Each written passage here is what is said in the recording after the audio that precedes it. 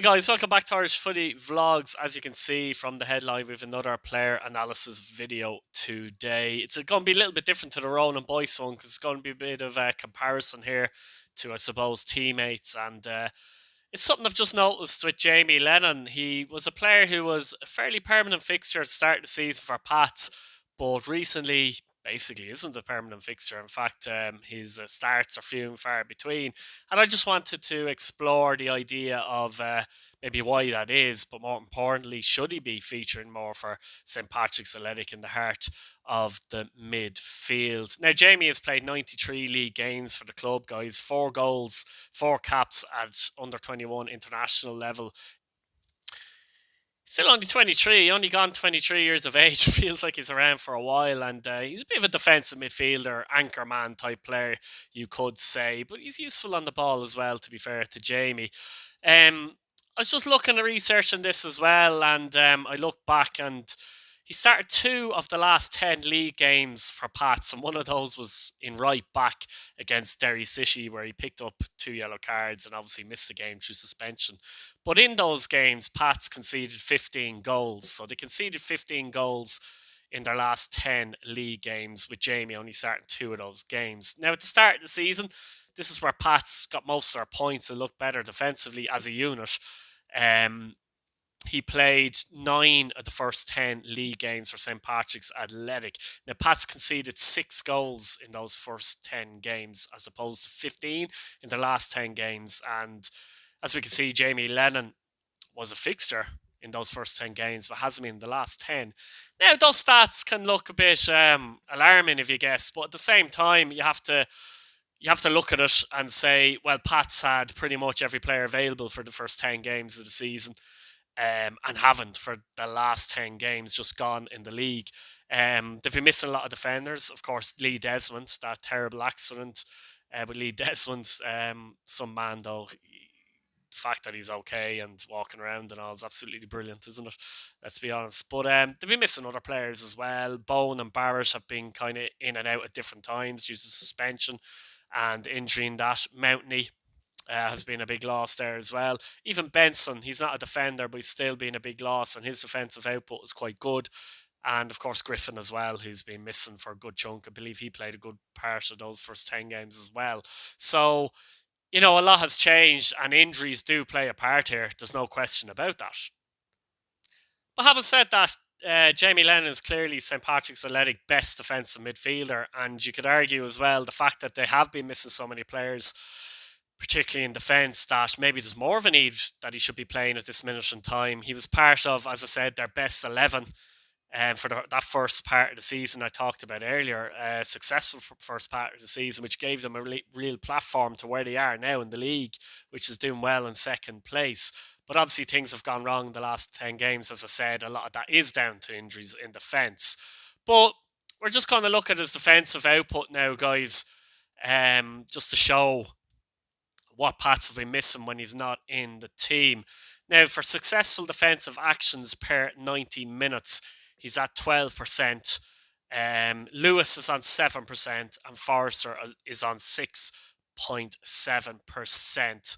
By the way, Lennon is actually the 3rd highest in the league in this regard, behind Great Bulger and Keith Buckley at Bowes. So a player who has successful defensive actions, 3rd highest in the league, but has been left out with a side that maybe is struggling defensively as a unit.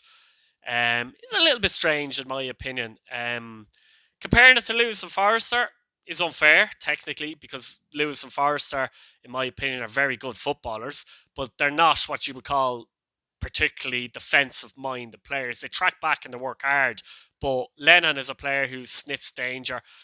He's a type of player, that type of player like a Lennon as well. You do a lot of work that you wouldn't notice that he's doing well. Do you know what I mean?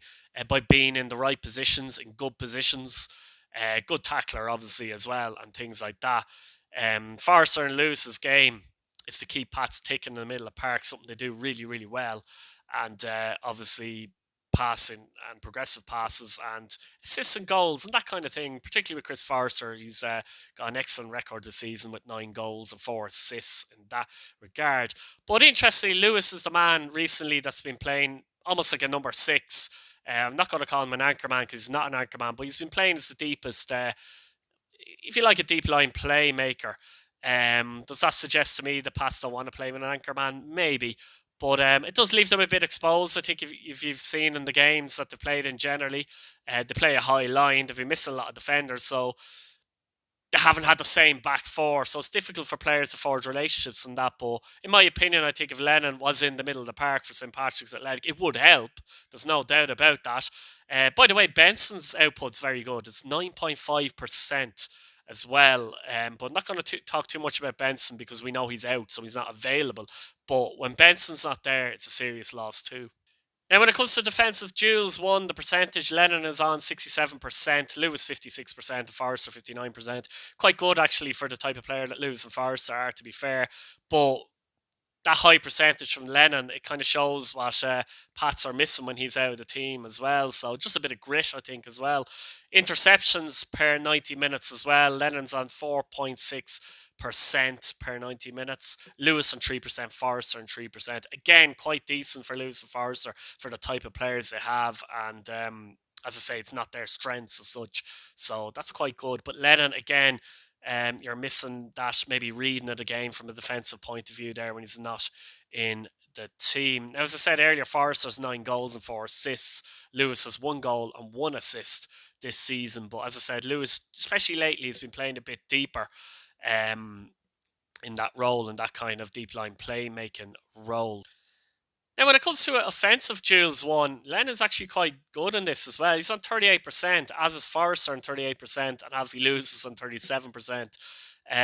For a player that does anchor the midfield when he plays, 38% is quite high, so it means he can press at times as well, and win the ball back and that kind of thing as well. Forrester and Lewis, that's a decent percentage as well for type players as they are, as I said. For accurate passes, Lennon's also quite high up. Lewis 87%, Lennon 84%, and Forrester 81%. Now, to be fair, Forrester's the lowest there of the three, but that's still quite good considering the way Forrest plays more progressive passes and more key passes, say more risky passes. Lewis is very nice and niche.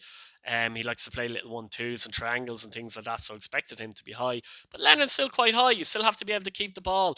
And Lennon, something he's underrated at as well is keeping the ball. And he can play an expansive pass as well from left to right and that kind of thing too. So that's pretty good in my opinion. Now, just a little note over here, 81% of Forrester, you'd argue is a bit more impressive, even though he's got the least percentage of accurate passes, because he plays more key passes per 90 minutes and moves the ball into the final third quite quickly. For example, true passes per 90 minutes, Forrester's the second highest guys in the league behind Dawson Devoy. So to have an 81% pass accuracy for a player that's more expansive in his passing, that's actually really, really impressive, guys. So, guys, just to conclude on that, really, I suppose my opinion is that Jamie Lennon should be in the team more regularly for Pats, particularly when Pats have been chopping and changing their backline due to injury and suspension and all kind of things. I think they need someone who's a bit more of an anchor, who's more likely to sniff out danger and positionally better defensively in that position, I think. I think teams recently, I think the last 10 games, actually, they've won 5, Pats lost 4 and drawn 1. And those 4 defeats are all away from home. And they were heavily beaten, to be honest with you. And teams have kind of got at the back line a bit easier than you would have liked. I'm sure Pats would think that themselves. And I just think Lennon in there would help. I think Lewis and Forrester, for example, can do that work alongside Lennon, but not be expected to do that without that type of player in the middle of the park. Also, I think they're losing out by not having Lewis a little higher up. I think he works well with Forrester in tandem. And I think he can offer more actually higher up the pitch, Lewis, to be fair, because he's good on the ball. And you would like to see Lewis chip in with more goals and assists. But recently, in the last 10 games in particular, he hasn't been playing in such a role that he can do that. So there's a lot on Forrester to do that, which he does, to be fair. So all in all, I actually think Pats have one of the best midfields in the league. If you tie in Lennon, if you tie in Forrester, Lewis, Benson, and young McCormack. I think they've got good options in there. But for me, I think at this minute in time, particularly with so many players missing, like your Desmond's great leader in there, Mountney, Benson and players like that, I do think they need Lennon back in that side, guys. I think it makes them more solid. It doesn't, cover the fact that those players are missing. But I do think it makes them a bit more solid, gives them a bit more grit and a bit more balance actually in the middle of the park if you could get Lewis and Forrester beside each other. So guys, let me know what you think of the video. Let me know your opinion. Should Lennon be starting more regularly for Pats? Should he not? Like the video, subscribe if you're new, and hit the bell notification button so you don't miss a video. And check out the player analysis video that I did on Ronan Boyce as well, guys. And I'll see you later. Thanks for watching. Bye bye.